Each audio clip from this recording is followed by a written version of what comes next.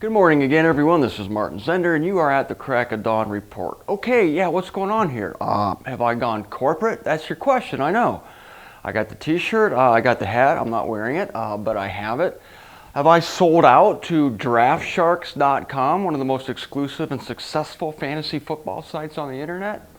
Why would you say something like that? Draft Sharks is the place to go for inside information on all the players. That's all I'm saying, okay? Okay, yeah. Sure, I'll tell them.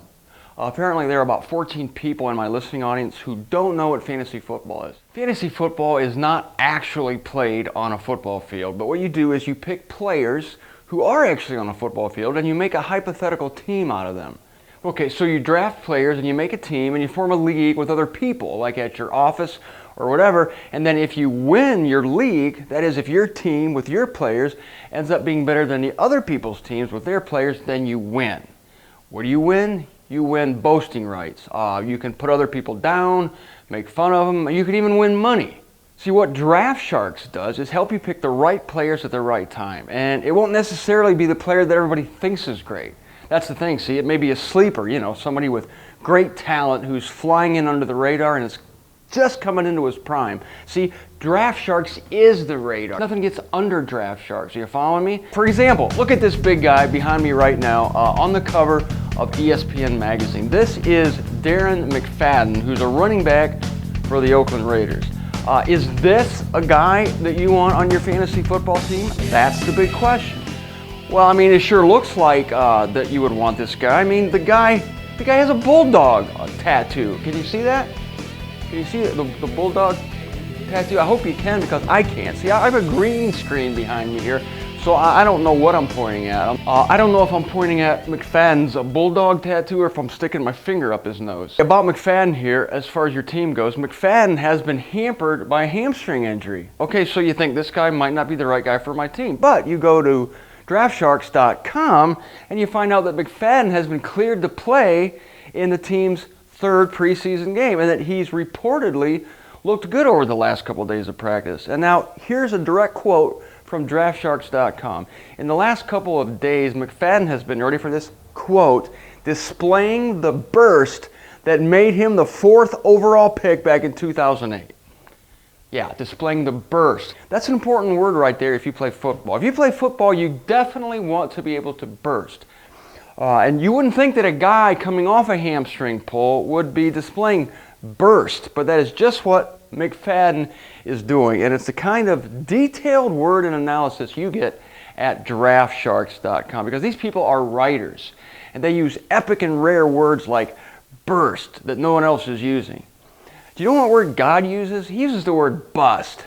That's the word God uses for people he picks in this life to believe him. That's right. God does the opposite of draftsharks.com. No offense to draftsharks.com, the finest fantasy football site on the web, but God actually scans the globe, and instead of picking out people like McFadden here who are recovered from injuries, God finds people who are like mired in injuries.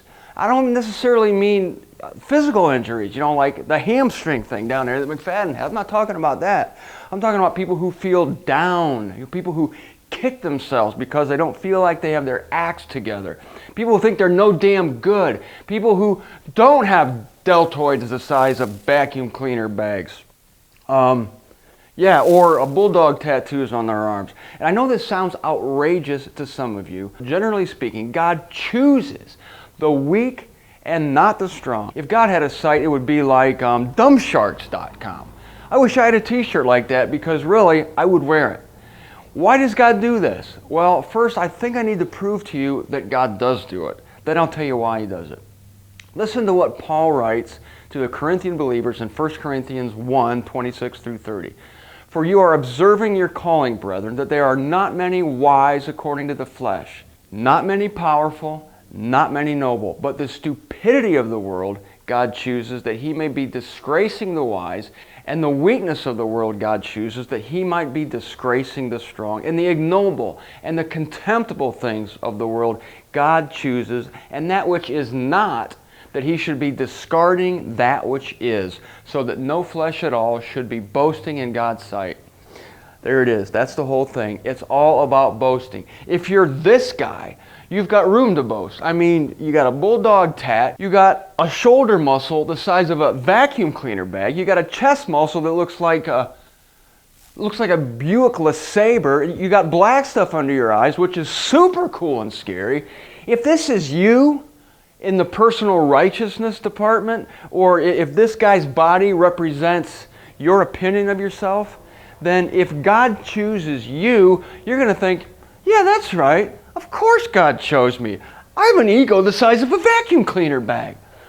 But God scans the globe and finds people who are nobodies in the world, who are having train wrecks in their lives. And these are the people who have their come to Jesus moments, because these are the people that God has prepared to be humble enough to hear the message that says, this work is of God and not of you. Now, it's not that God waits to find weak people and then chooses them. He makes people weak and chooses them.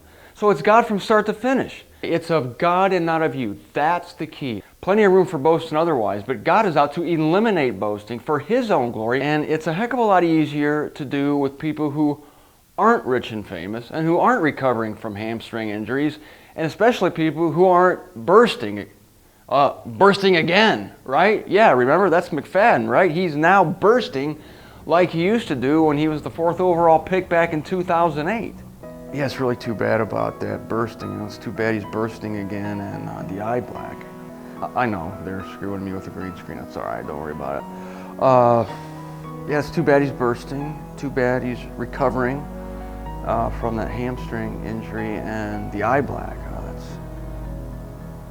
That's tough and cool, and he's got it on, and that's unfortunate. If you are not feeling worthy today of God's love, and if you're not feeling worthy of God's care, then congratulations, you go to the head of the class.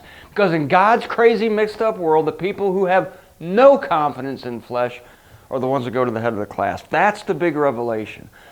Which actually makes me think that maybe this world is the crazy mixed up place and God's world is the one we should be looking at. Honestly, maybe what we think is strong and famous and smart in this world is really weak and ignoble and stupid as far as spiritual values go to God. And maybe what appears to mortal eyes as weakness and ignobility and stupidity is the very thing that in a future day will appear on the cover of some heavenly magazine that we have not even seen yet. Thanks for joining me. This has been Martin Zender at the Crack of Dawn Report. Don't forget to go to my website, martinzender.com, and sign up for my newsletter at the Clanging Gong News. What? Oh, yeah, how about that? See, it's a really smart newsletter. You see how good it looks? It's always got some awesome photos, and it's not stupid like all the other newsletters out there.